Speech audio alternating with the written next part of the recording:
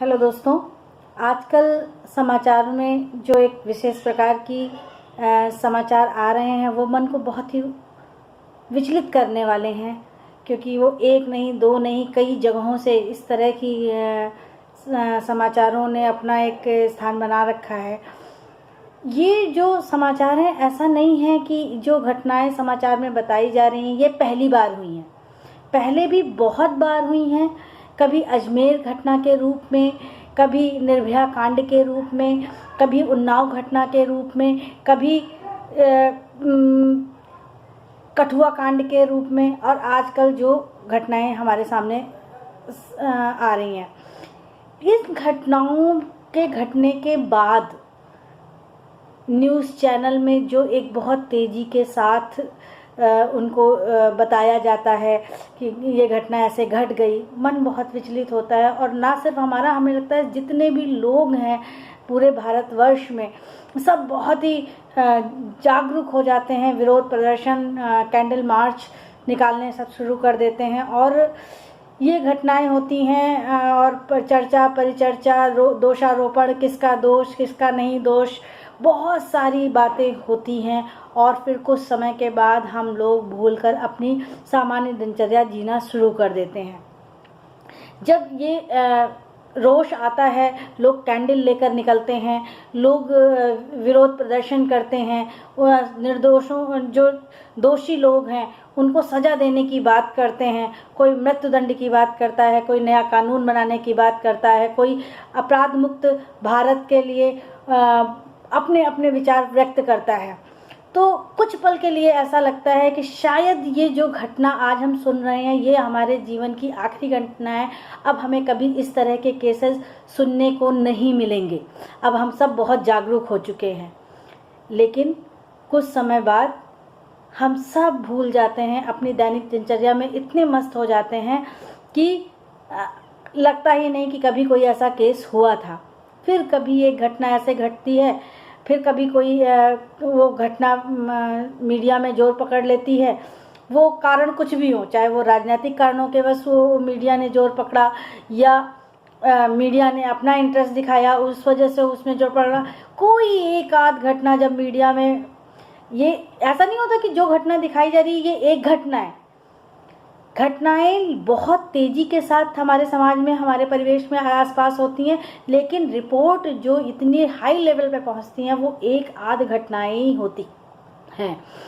तो ये भी इन घटनाओं का होना, और फिर उसके बाद एहसास करना कि शायद हम जितने जागरूक हो गए हैं, ये जो कुछ भी हो रहा है इससे हमारा समाज परिवर्तित हो जाएगा, हमारा अब ये केस कभी नहीं होंगे।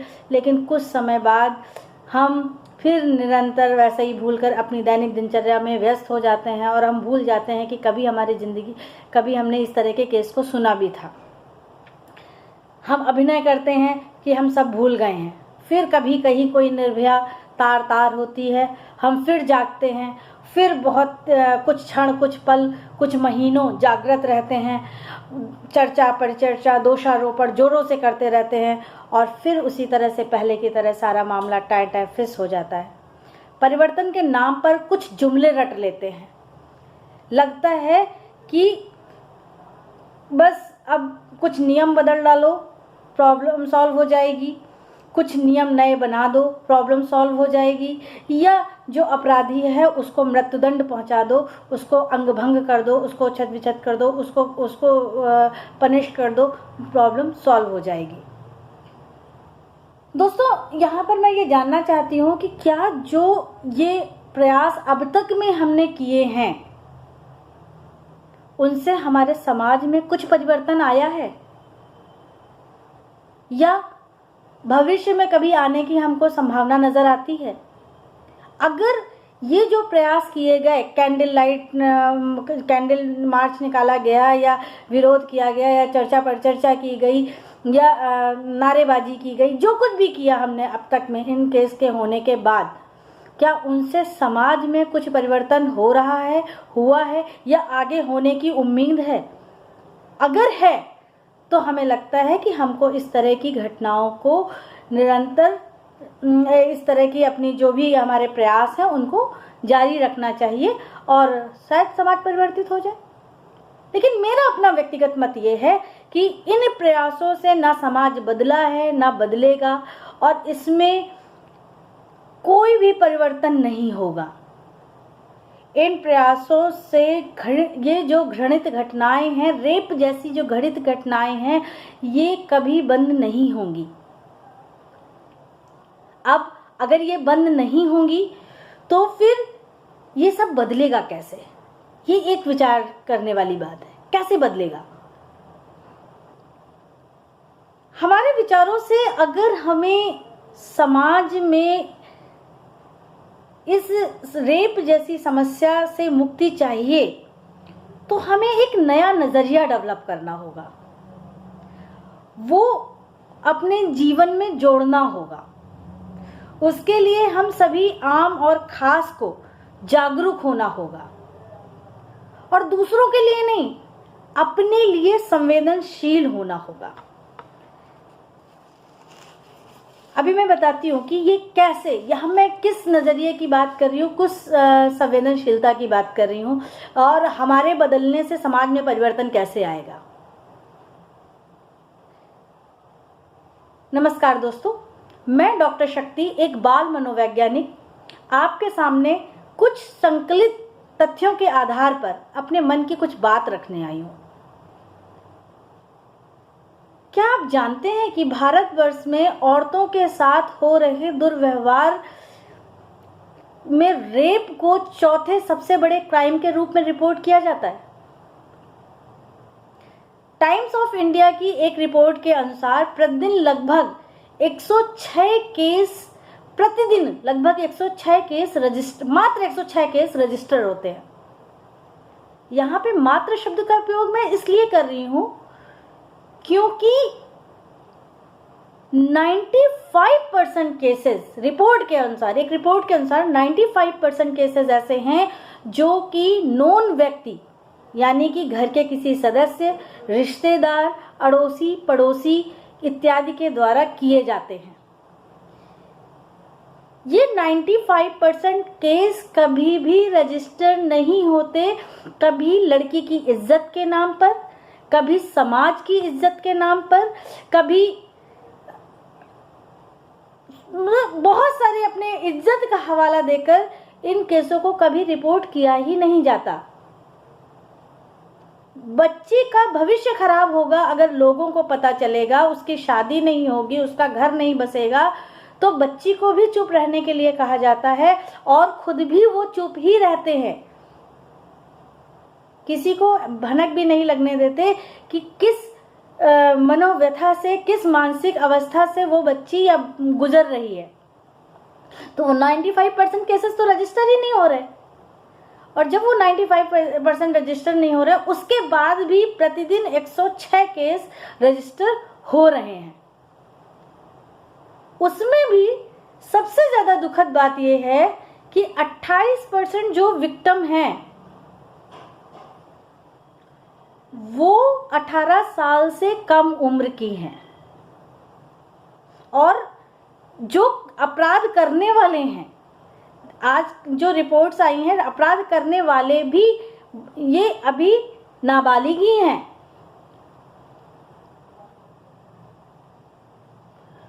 जो ये घटनाएं घट रही हैं, अगर इनके कारणों पे बात की जाए कि क्या कारण है, ये क्यों हो रहा है,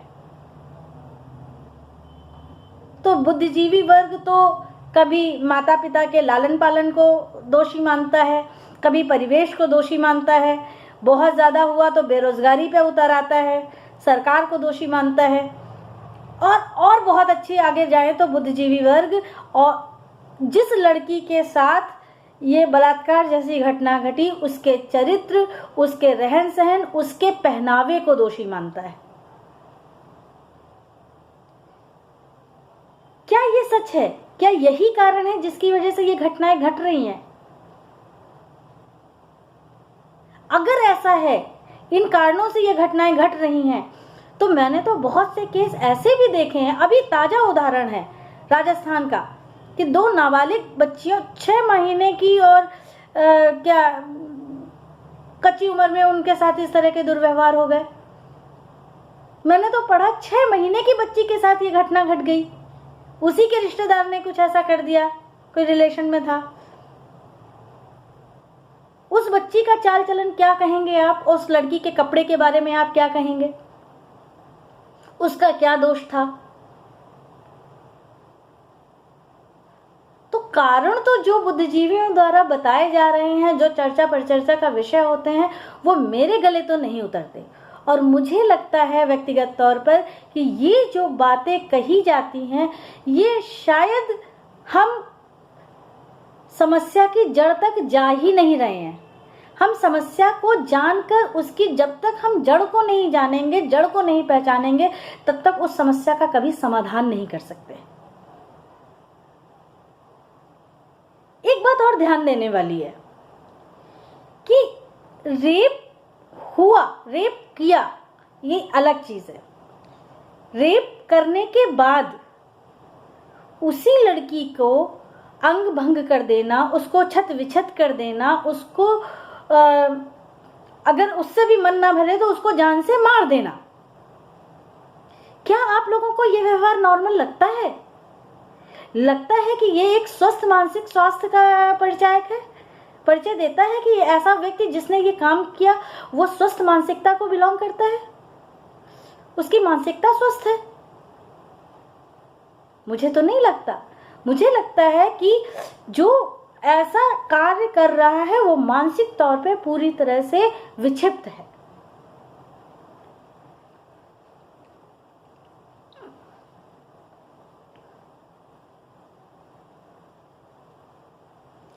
मेरे विचारों से ये जितने भी कार्य किए जा रहे हैं, ये जितने भी कि मतलब कि जो अपराधी है वो ना सिर्फ अपराध कर रहा है किसी व्यक्ति की भावनाओं के साथ, उसके शरीर के साथ जाति कर रहा है, बल्कि वो एक ऐसी आंतरिक संतुष्टि प्राप्त कर रहा है किसी को मारकर, उसके खून को देखकर।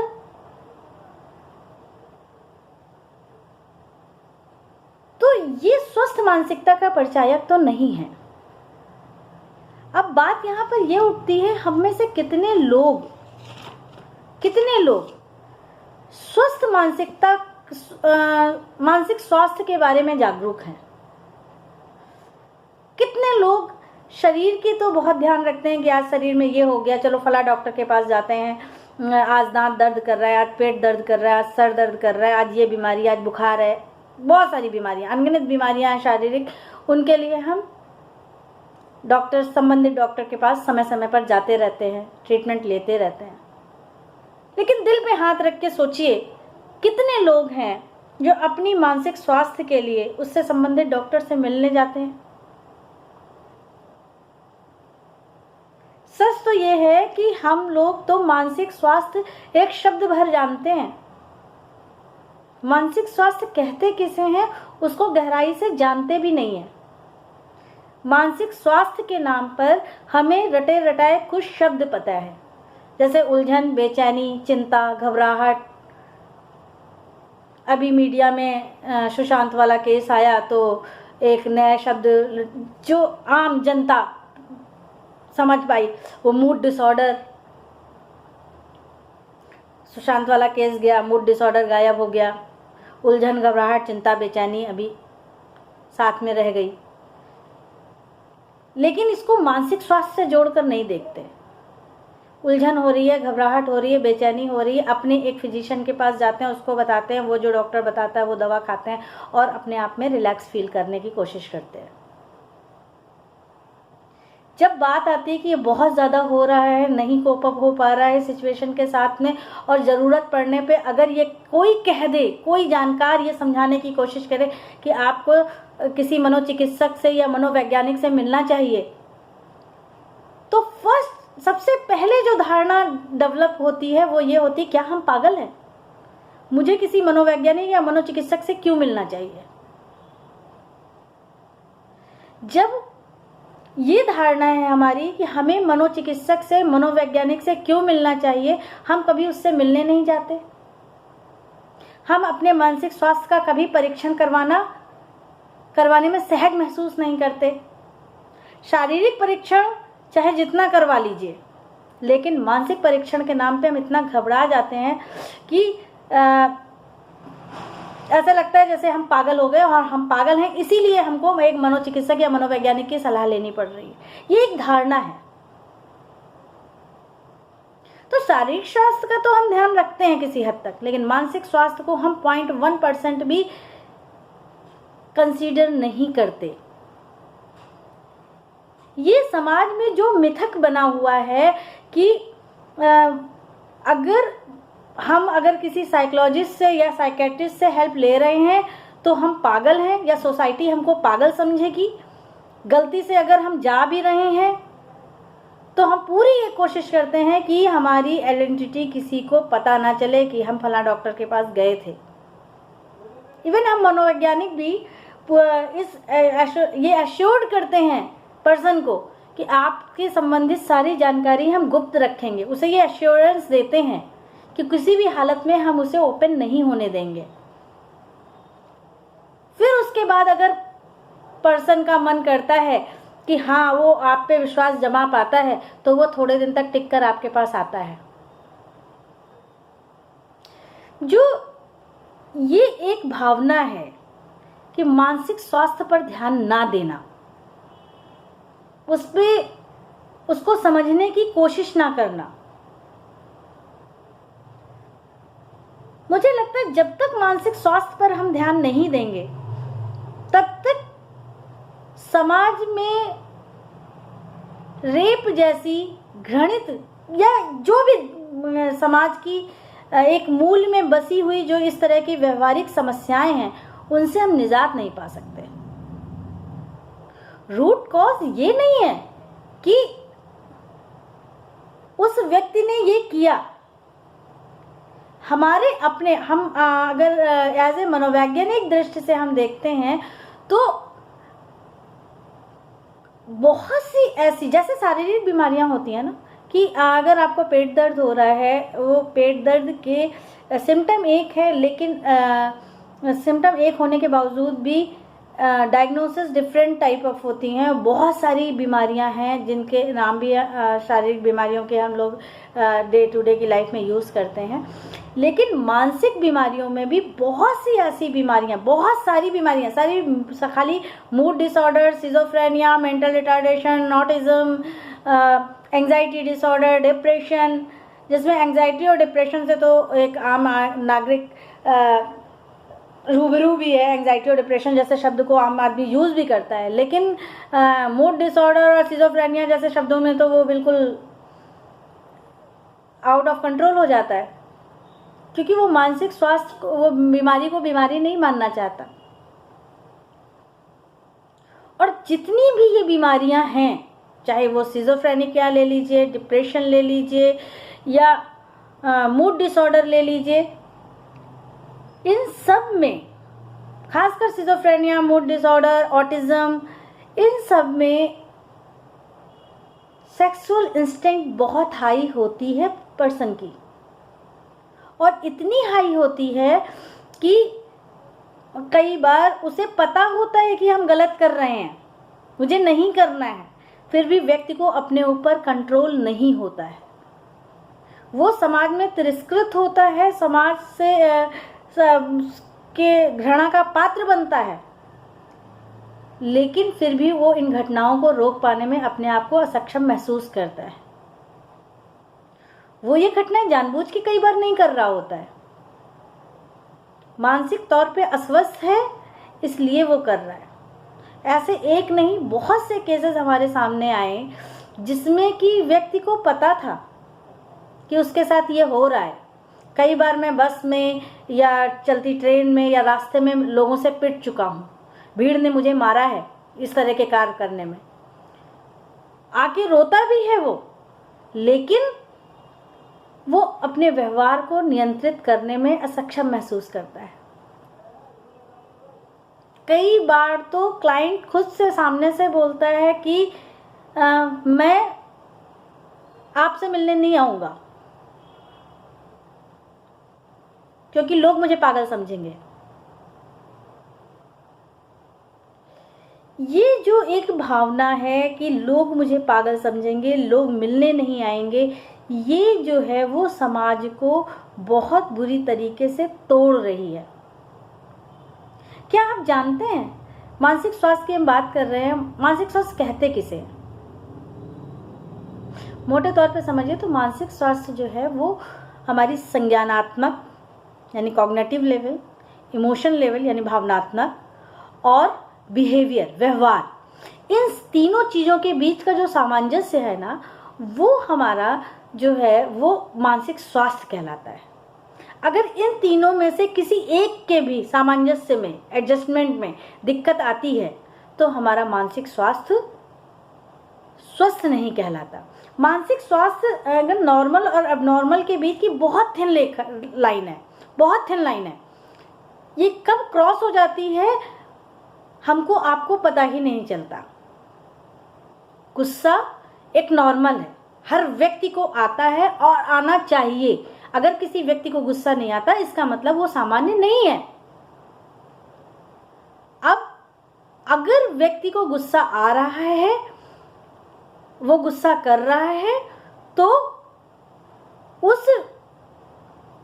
वो नॉर्मल है। लेकिन अगर वो गुस्सा इस लेवल का है कि गुस्सा आया और वो अपने आपे से इतना बाहर हो गया कि वो अपने को क्षति पहुंचा रहा है, दूसरों को क्षति पहुंचा रहा है, समाज के लिए वो एक समस्या बना हुआ है, लोगों के लिए वो एक समस्या बना हुआ है, तो ये व्यवहार सामान्य व्यवहार नहीं कहलाता है। क्या आप जानते हैं कि एक रिपोर्ट के अनुसार हर 1,00,000 व्यक्ति पर प्रतिदिन 2,443 व्यक्ति मानसिक तौर पे अस्वस्थ होते हैं, जिनमें से 21% लोग आत्महत्या कर लेते हैं। और एक रिपोर्ट के अनुसार 16 सितंबर 2020 में एक रिपोर्ट आई है स्टैटिक रिसर्च डिपार्टमेंट की तरफ से, जिसमें कि उन्होंने माना कि 2017 तक 14% लोग भारतवर्ष में 14% लोग मानसिक रूप से अस्वस्थ होंगे। 2017 तक, अभी हम लोग 21 में प्रवेश करने जा रहे हैं, तो निश्चित तौर पे ये मानकर चलिए कि ये संख्या बढ़ी है, घटी तो नहीं है। तो मानसिक अस्वस्थता का जो लेवल है समाज में वो बहुत तेजी के साथ बढ़ रहा है और उस पर काम हम नहीं कर रहे हैं। अगर हम उस पर काम नहीं कर रहे हैं तो डेफिनेटली ये समस्या बढ़ेगी। बहुत सी ऐसी शारीरिक बीमारियां हैं जिसमें फिजिशियन भी मानता है कि मानसिक बीमारी की वजह से वो शारीरिक समस्याओं का उत्पन्न हो रही हैं, चाहे वो हृदय की समस्या हो, उच्च रक्तचाप हाई ब्लड प्रेशर का प्रॉब्लम हो, या बहुत ज़्यादा मोटापे की प्रॉब्लम हो, भूख ना लगने की प्रॉब्लम हो, नींद ना आने की प्रॉब्लम हो, घबराहट हो, बेचैनी हो, ये सारी चीज़ें साइकोलॉजिकली गवर्न करती हैं। और जो धीरे धीरे अगर इनको हम प्रारंभिक रूप में नहीं ध्यान देते तो धीरे धीरे वो एक शारीरिक बीमारी के रूप में हमारे सामने आना शुरू हो जाती हैं। फिर तब भी हम मन का इलाज नहीं करवाते, हम तन का इलाज करवाते हैं। मेरे हिसाब से अगर हमें रेप जैसी घृणित घटना को रोकना है तो जिस तरीके से हर व्यक्ति का शारीरिक परीक्षण होता है, हर व्यक्ति कराता है और बहुत प्राउडली बोलता है कि हमारा फला डॉक्टर है जिससे मैंने अपना चेकअप करवाया और हर 6 महीने पे मैं अपना चेकअप करवाता हूँ, वो मुझे जो भी सजेस्ट करता है मैं करता हूँ उसे। उसी तरीके से हर व्यक्ति को अपना मानसिक परीक्षण करवाना चाहिए वक्त वक्त पर। उसको करवाने में शर्म नहीं महसूस करनी चाहिए, क्योंकि मन हमारे शरीर का अभिन्न हिस्सा है, उसको हम अनदेखा करके सरवाइव नहीं कर सकते।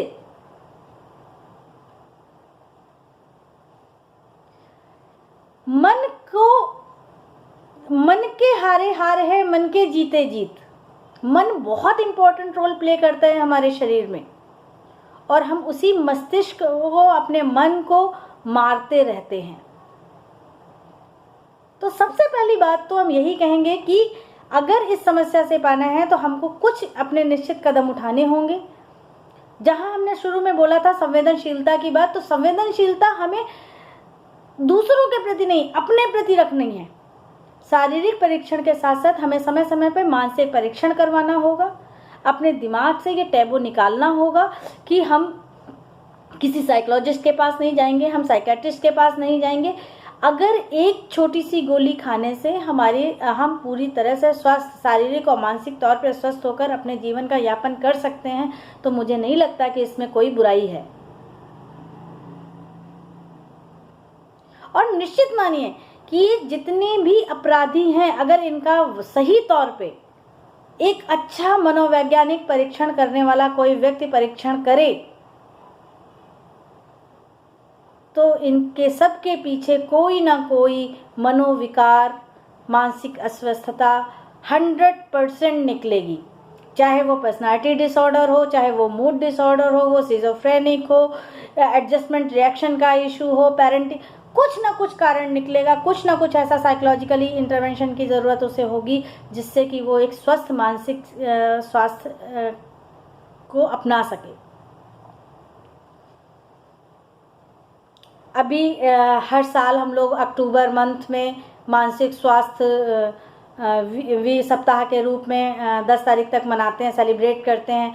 तो ये मुझे लगता है कि साल में सिर्फ 1 हफ्ते या 10 दिन इस समस्या पे बात करने से भी ये समस्या सॉल्व नहीं होगी। इसके लिए हमें निरंतर धीरे धीरे धीरे धीरे चलते रहना होगा, बिना रुके, बिना थमे। ना सिर्फ जन जन तक इस शब्द को पहुंचाना होगा, अपितु इस पे बहुत ज़्यादा गहराई से हम प्रोफेशनल्स को भी काम करना होगा। क्योंकि जो आंकड़े बताते हैं कि जो हमारे प्रोफेशनल भी इतने कम हैं कि इतनी बड़ी पॉपुलेशन में उनके अगर वो सब एक एक व्यक्ति का परीक्षण शुरू कर दें तो वो संभव नहीं हो पाएगा, क्योंकि संख्या बहुत कम है प्रोफेशनल्स की। लेकिन फिर भी एक प्रयास करना होगा, एक जागरूकता फैलानी होगी। हम प्रोफेशनल्स को भी आगे बढ़कर आगे आना होगा, लोगों को ट्रेंड करना होगा, लोगों को तैयार करना होगा कि वो अपना मानसिक स्वास्थ्य कैसे इनिशियल लेवल पे अपने मानसिक स्वास्थ्य को कैसे आंक सकते हैं कि वो मानसिक तौर पर स्वस्थ हैं या नहीं है। कुछ ऐसे मानक सेट करने होंगे जिससे कि हम समाज की एक नई दिशा तय कर सकें। एक प्रोफेशनल के तौर पे हम समाज को एक अमूल्य एक योगदान दे सकें। इन्हीं कुछ शब्दों के साथ धन्यवाद, फिर मिलेंगे।